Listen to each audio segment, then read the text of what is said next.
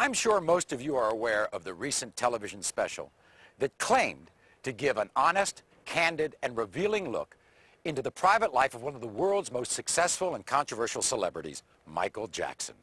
The revelations were explosive. The ratings were enormous. But Michael has claimed that what TV journalist Martin Bashir presented was a twisted and edited construction of scandal and innuendo, not a true representation of the interviews that actually took place. In the next 2 hours, we're going to give you an opportunity unprecedented in the history of television. We're going to show you footage that was never intended to be broadcast.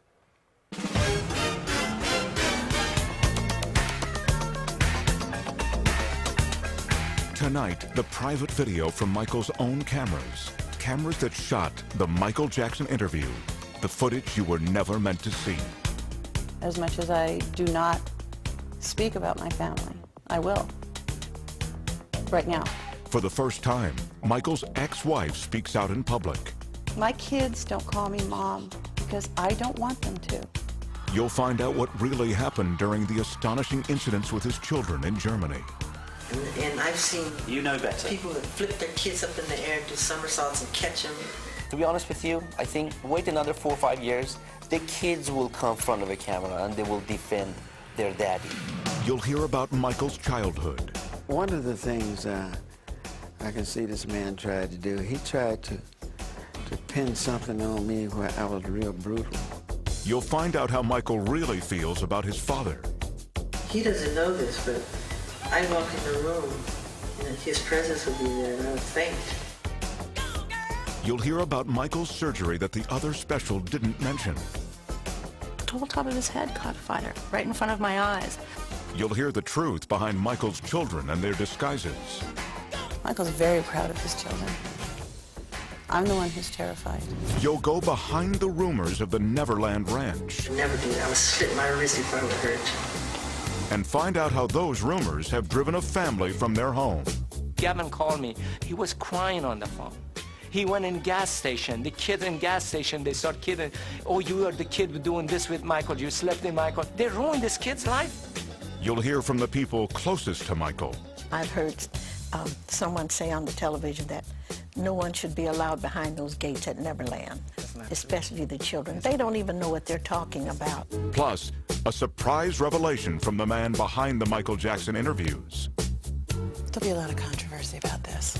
This is tabloid stuff. Well, you're beyond this. I know. You're a respected Well, journalist. All tonight on the Michael Jackson interview. The footage you were never meant to see. Hosted by Maury Povich. With Mr. Bashir's full knowledge, Michael had his own behind-the-scenes camera documenting the major interviews. The quality of the audio and video may be a bit raw at times, but it will enable you to see and hear the interviews as they actually happen, and will allow you, the viewing audience, to draw your own conclusions. And while Michael Jackson has provided this footage to us, he has absolutely no control over the editorial content of this program. But who is Martin Bashir? And how did he get an exclusive interview with one of the most reclusive pop stars the world has ever known? In 1995, this little-known British journalist caused an uproar when his sensational interview with Princess Diana revealed details of her extramarital affair. Since then, he has scored interviews with some of England's most notorious newsmakers, becoming somewhat of a celebrity himself. Martin, quick word for the evening news. His interview with Jackson was, as he put it, a request to show me the real man, but show me everything, make nothing off limits. Michael agreed, and the first interview was scheduled for the summer of 2002. In these photos of one of Bashir's interviews with Jackson, you can see the camera that captured the footage you were never meant to see. It's mounted right there on the light stand. This is the view it was capturing at the last interview. And this is the shot from the very first interview at Neverland. The man adjusting the lens. now this is on. Okay, so can we have silence in the house? Yeah. Is Jackson's own documentary cameraman. Well, I just wanted to clarify that it was not a secret video, because right now they're saying that we were secretly videotaping him, but that's not the truth. Mr. Bashir saw me, hooking up the camera, And you know, everybody saw the camera out there, and we were just rolling it. We usually do documentary on every, you know, things that Mr. Jackson does. Do you think that your success has actually made people turn against you? The bigger the star, the bigger the target. And the more popular I became, the more rumors that were created, which none of which were true. I mean, the moment I started breaking the all-time records of the biggest selling albums of all time, they called me weird overnight, strange, wacko. You know, they said I'm a girl, homosexual. He wants to buy the Elephant Man bones. He sleeps in a hyperbaric chamber. None of that stuff is true. All completely made up. I've seen where you all sleep. A lie. I've seen where you sleep, Exactly. and it's not a hyperbaric chamber. I sleep in a bed. I mean, people would be so surprised how normal and simple the way I live. Most people would have a very hard time thinking Michael Jackson's life was normal or simple. Maybe it's that ranch north of Santa Barbara, California, the 3,000 acres he calls Neverland.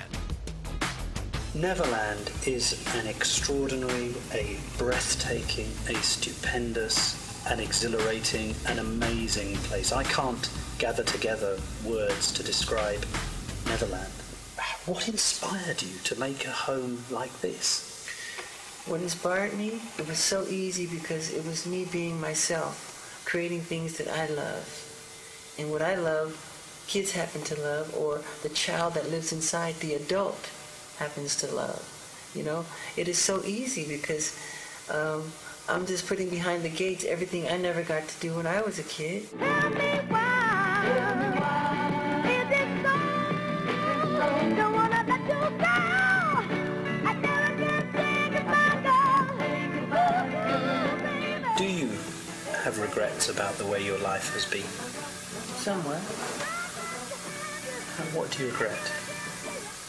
I was really little, around 11 or 12. I was under contract with Motown, and I would have to go to the recording studio. I had to go and make these albums because the summer tour was right around the corner, and right across the street from the recording studio was a ballpark, and I could hear the kids, you know, the roar of the crowd and playing and catching ball and having fun and playing tennis. And some of those times I so passionately wanted to just go over there and just play a little bit and not go to the recording studio and sing. Just to, you know, have some fun with the kids. And I couldn't.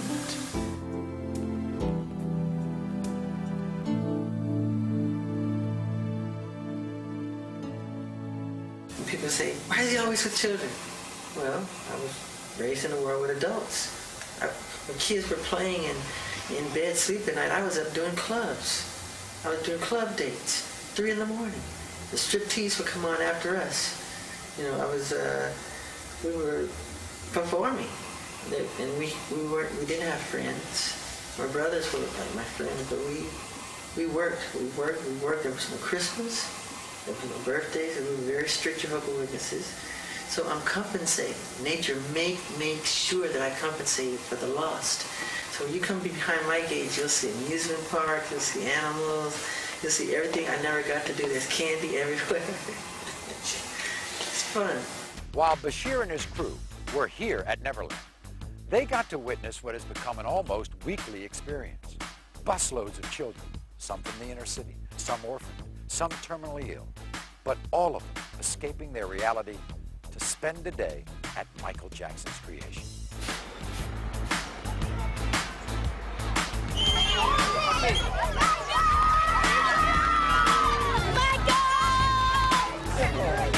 Listen, kids.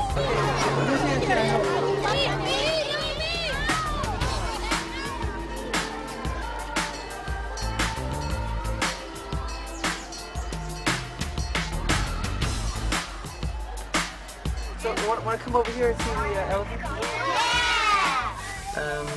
I feel totally at home with them. I can talk to them one-on-one because they don't judge you. You know, they're not looking for anything. They just want to have some fun, you know. And that's the same with myself.